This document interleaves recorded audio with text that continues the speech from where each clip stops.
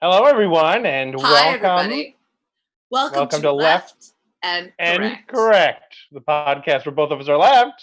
But only one of us is correct. And we got a big day today, right, Yeah, Adrian? Because you said you have big a huge announcement. announcement. Big Huge announcement. announcement. Okay. Um, We so, saw some of it, so we're excited to So see what just to this give it is. some context, so like before we were setting everything up, the gentleman friend walked in with a little beaker and he was like, "What color is this?" And like, "Is this green or is this yellow?" And I showed it to the guys and they say, "Oh, it's yellow." And I said, "I have a big announcement."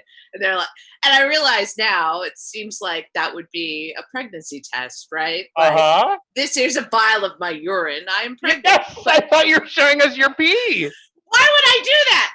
No, it's it's ammonia. We were testing the water levels in our fish tank because we've added a new family member to our house. It's not a baby, it's a fish.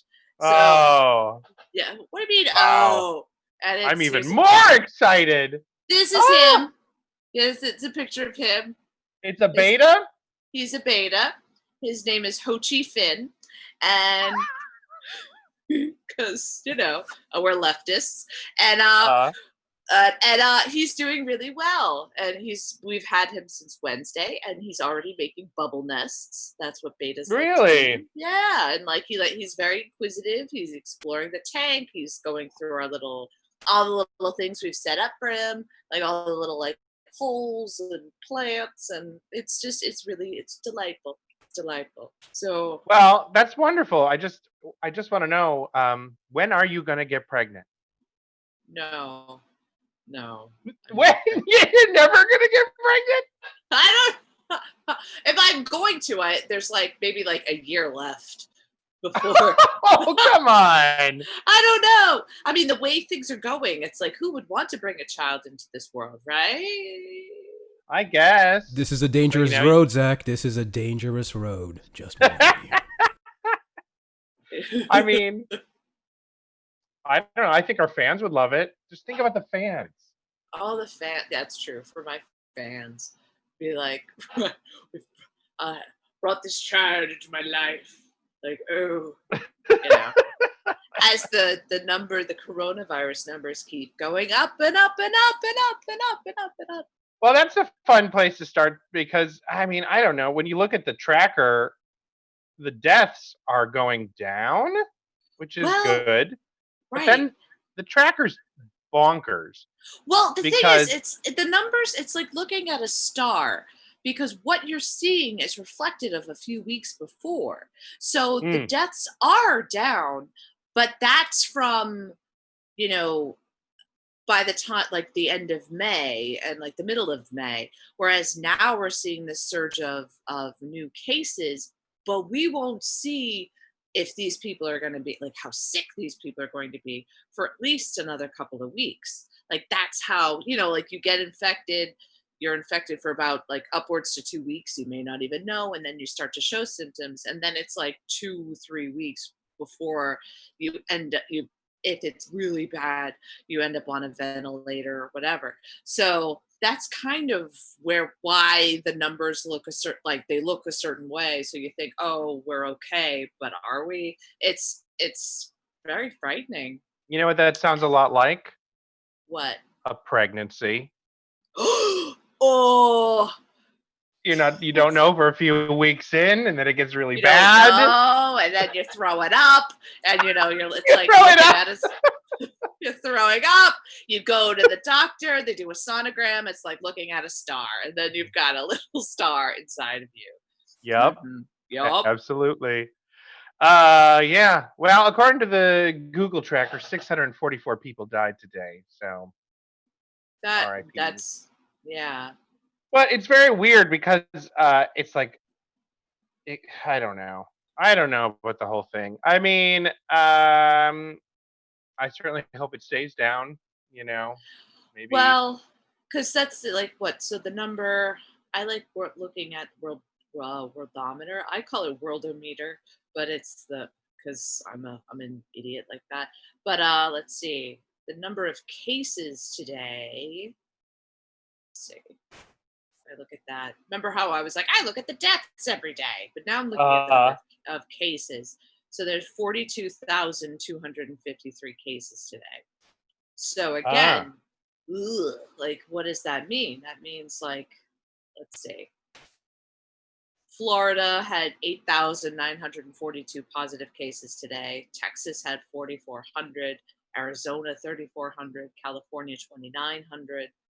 And so on. New York is down there. We had 931 new cases, which is not good because we were doing well. So we'll see. We'll see. Massachusetts is doing better. They're like, that's the Massachusetts, because I'm from Massachusetts. That's why I'm looking at Massachusetts. They have 108,000 cases, and this week, like, I'm scrolling as I look at this, and of course my phone freaks out. Like, Florida surpassed Massachusetts, Texas, California. Like, they were below 100,000 at the beginning of the week. So it's like this exponential growth we're seeing, and it's, I don't know, I guess Texas and Florida both now are like, don't go to bars. Bars, don't do it. If you're gonna go to restaurants, so 25%. Yeah, Florida just decided to reclose their bars. Yeah, so you have that happening, and but even still, remember, New York shut down in the middle of March, and we really didn't see, like, upwards of like 1,000 people dying a day, like the middle of April. So it takes time, and like already, like March, like at that point in March, we were having like a couple of hundred cases a day, whereas in Florida it's thousands. So they really screwed up.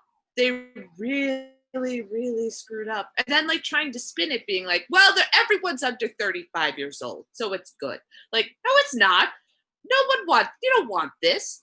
Like, you don't want to be a 20. There's too many stories of people being like, he was 26 and he's dead, or like she was 33, and like there's too many of those cases. And even then, if people don't die, it's just they have organ failure and all this. Like, we don't know the ramifications of it. It's really frightening. You have all these young people, who could potentially have all these, pre-existing conditions for the remainder of their lives if they don't die from it. Yeah. Well, too bad we don't have universal health care. But in that news, you saw that your boy Trump is trying to get the Supreme Court. Your boy. Yeah, again. Yeah, trying to get the Supreme Court to go after Obamacare. Yeah. Again, it's like, that's all. It's like, it's very strange that the things that Trump decides to double down on were like the things that cost Republicans the House in 2018, where it's just like, let's just do it again. Like, what? I don't know. And like the Supreme Court, it's this, I mean, the same breakdown. I don't even know. Well, I think there's a strategy here with him choosing to suddenly go for this. First off, it's part of his never-ending. What? Oh, it's always been his thing. It's not suddenly go for this. This is what. Well, this in particular, this strategy seems to be because recently he just got what I think he considers 2 defeats in the Supreme Court about gay marriage, and so I think that this is a way for him to sort of throw it back at the court, and then when they don't take action on it, he can say, you see, they're not conservative enough. You have to keep me in so I can get these non-conservative people out of there. I literally think that's the strategy here, because I highly doubt the court would take it up again. It's gone through them. I mean, this is one of those. I mean, this is what they've been like for the past couple of months. Like, it's been going up the court system to get to the Supreme Court. So it's possible, but but the court always has the option. The court can always have the option. They choose what cases to take. That's a big part of the Supreme Court, as you know. Right. So they can just be like, nah, we're not going to deal with this anymore. I mean, it's crazy because Obamacare is garbage. It is a Mitt Romney plan. It's a conservative plan to make more people pay for health insurance. But inside of it, it had a lot of things like keeping kids on their parents' insurance, which, helped people have more coverage. It expanded Yeah. coverage by like 22 million people. It Um, got rid of it didn't. pre-existing It got rid of conditions. obviously pre-existing conditions is probably the only, I would say, really good thing in there, because that's an insane, immoral loophole, But But it still left 27 million people uncovered, and it didn't do anything for costs. There was this whole dream that these marketplaces would bring down the cost of insurance, but it never did.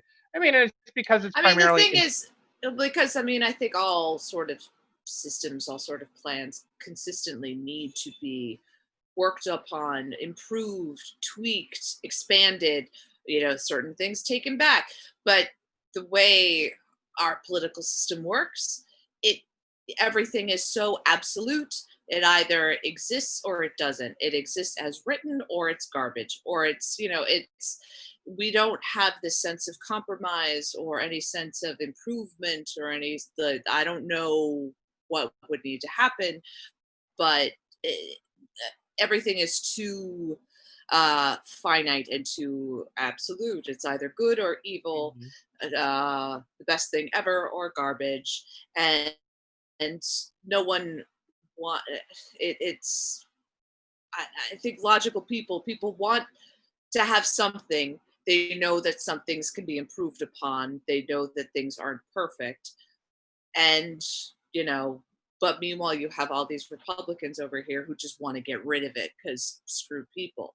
And until there is a majority of Democrats in the Senate, in the White House, people who actually want to work on healthcare, there's really I don't know, but hopefully the court will rule, if they take this case up or whatever, that it would remain like it did in, I think, 2012. It was a 5-4 decision to keep it, because that is millions of people who have health care who didn't before, in the Mhm. middle of a Yeah. pandemic, in the middle of a pandemic, and it's just Well, more neither like party cares about that when it comes. I, Well, when it comes to the pandemic, neither of them are, no doing one cares anything about the serious about it. okay, sure, no one cares about the Not to cover people with health care. I mean, did they put in a plan where all treatment was free if you had this virus? No. I mean, that's how you fix a pandemic. It doesn't matter whether you're Republican or Democrat. Neither of them brought forward those proposals. I mean, the small amount of progressives did, make treatment free. This is a crazy thing that's happened. It's like the plague. They don't want to do that because both parties work for the pharmaceutical companies. That's what they do. They work for the insurance industry. Are you guys there? Because you both look frozen. no. No, I'm not frozen. This happens every I'm not time. frozen. Not frozen. But it's. I think the majority of anyways, Americans want. it's We. garbage.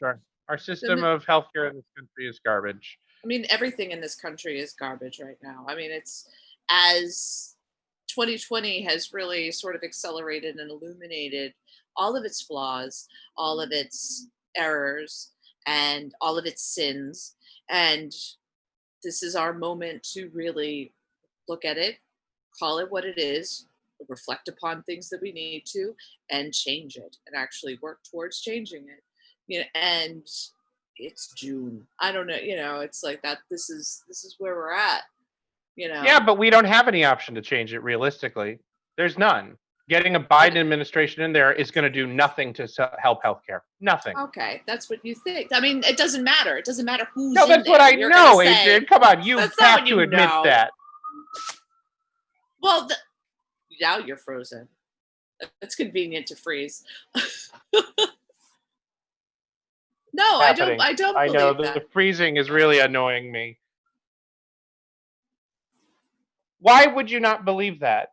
Biden is a complete corporate candidate who has said that nothing will change. So how is he going to come in and help healthcare? because the fucking world is burning down.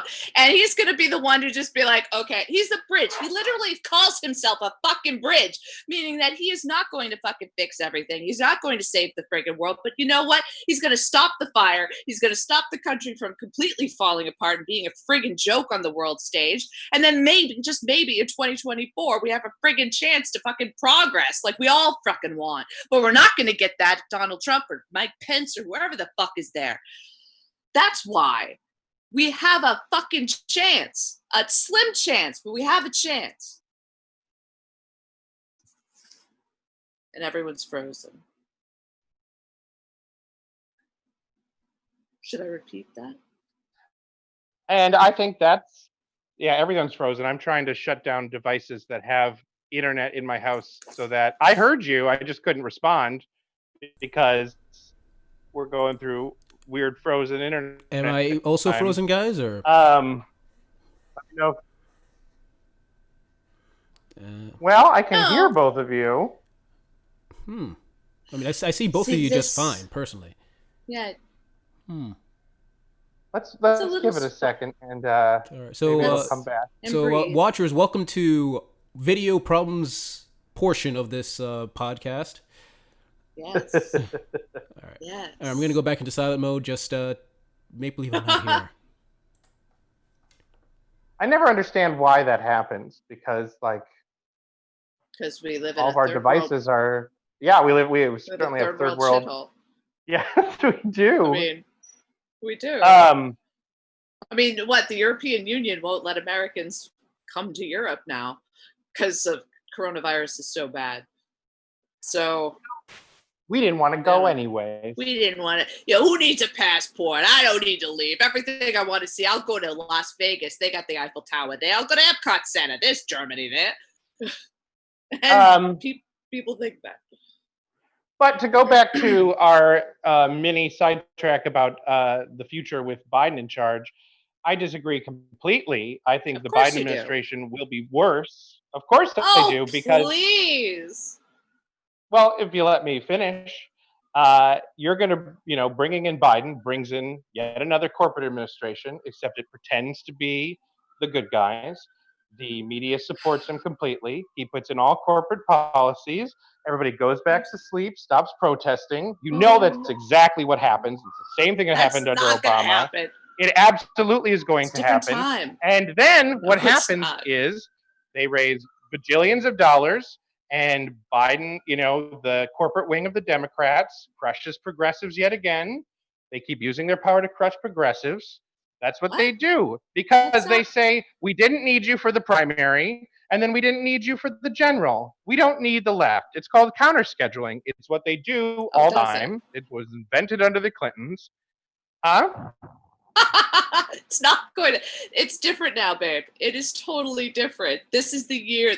I'm sorry. I know. It is bonkers to think that it's different. It is bonkers to think because you want the Democrats to be the most evil people in the world, but it's not happening. It's not. I know. Trump is not popular. But that doesn't mean that people are just going to go back to sleep. Should Biden win, they're not, because the right is still out there. They're still insane. And it doesn't matter that the right is out there if the Democratic Party is the right and they're in power and everyone thinks they're doing a good thing by supporting them. That is what's happening. That's not what's happening. But it isn't. And you see all these. Explain how it's not.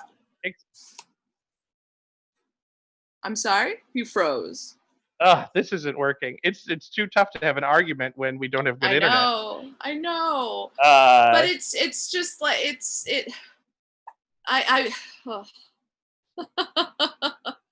it's going to be there's no reason to believe that a Biden administration will help with anything. Oh, please. It'll actually put people back into the cabinet positions whose sole role is not to dismantle them, clean up the Justice Department, not make it this weird festering mafioso state. To say that it is the same or nothing will change is so blatantly and categorically false.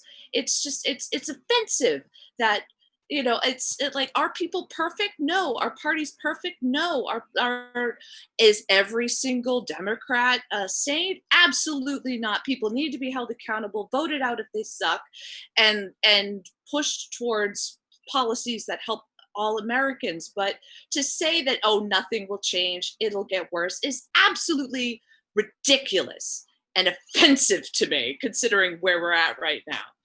Like, it's just... what you're saying is offensive to me. It's offensive. It flies in the face of reality. What you say about them being better, it absolutely does. I never said they were better. They are corrupt. They are. You absolutely did. You say they're not the same. It's gonna get better. They're gonna put better people in who will save the Justice Department. People who don't destroy. There's no evidence that they're gonna do anything.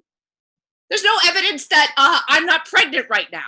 So there's no evidence that, frogs are going to start falling from the sky. There's no evidence that, there's that the fault line on 125th Street. Well, actually, hey, if you keep talking this way, you could end up pregnant. It could happen. You could bring it upon yourself.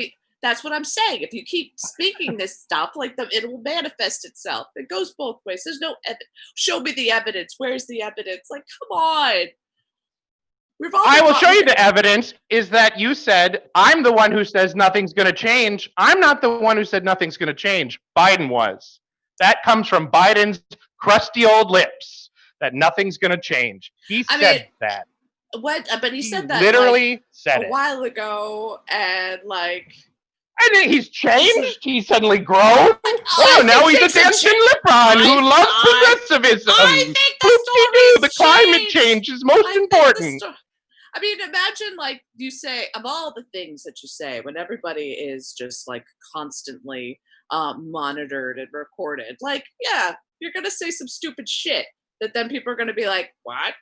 But please, it's just, yeah. Okay, let's say he wins, and then in January, he's going to take the oath of office and be like, I told you. Lightning crashes. Nothing has changed. And then he opens his mouth and locusts come out and attack the crowd. And then they're they're just sucking their blood and everyone dies. And yes, then I guess it would be worse. But there's no evidence that will happen.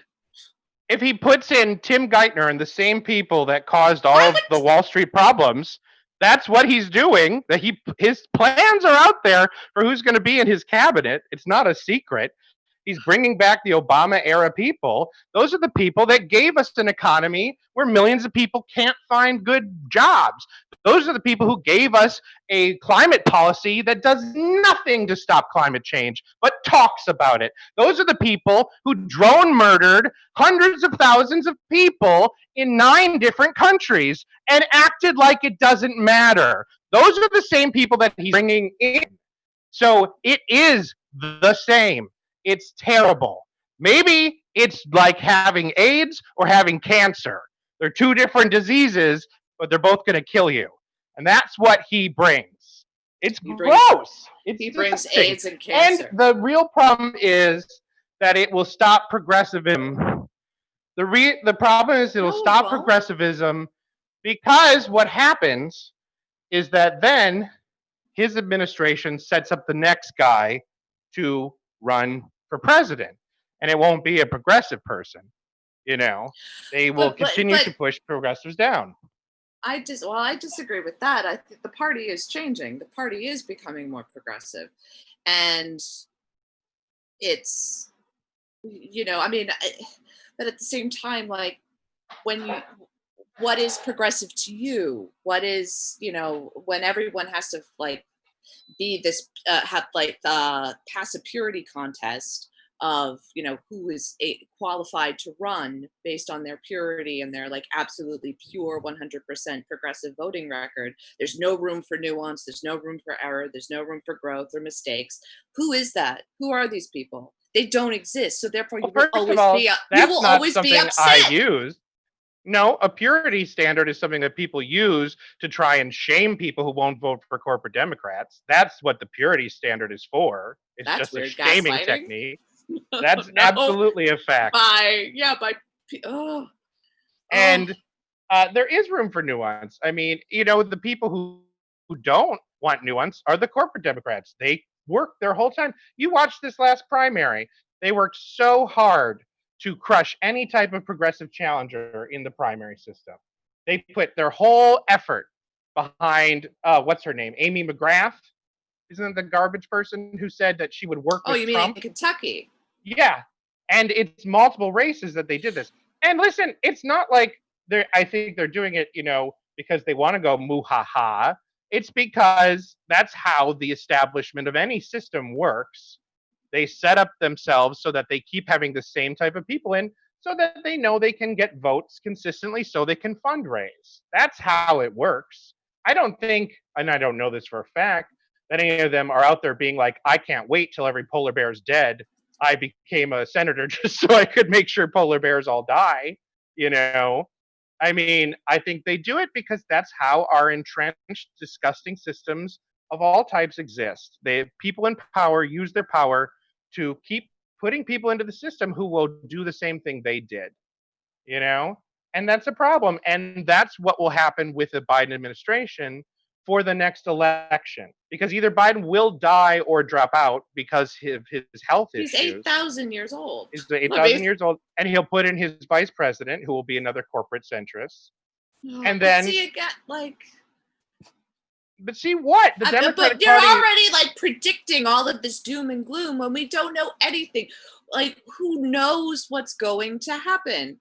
You're so determined that this is all set in stone of what this is. Because it is. There's when you're no dealing evidence. when you're dealing with a federal government, with an administration who actively is, trying to make sure that people can't vote, that the election is already going to be rigged, and that, dealing with foreign governments of what dirt do you have on my those things have already been established. So even then, we don't even know what's going to happen in November. And then you throw in a pandemic that's probably by then going to be in its beginning of its second wave.